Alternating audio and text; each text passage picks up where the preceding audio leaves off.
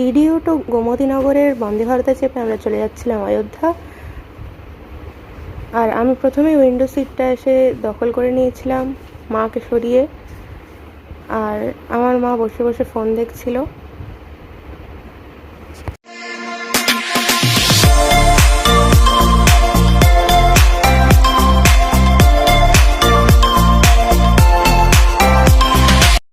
Finally আমরা পৌঁছে গেলাম অযোধ্যা স্টেশনে। আর স্টেশনে প্রচুর ভিড় ছিল, আর এখানে আমার মা আগে হেঁটে হেঁটে যাচ্ছিল। আর স্টেশনের বাইরেই একটা দুর্গা মণ্ডপ ছিল। উত্তরপ্রদেশেও যে এরকম এত দুর্গাপুজো হয় এর সম্পর্কে আমার কোনো আইডিয়াই ছিল না।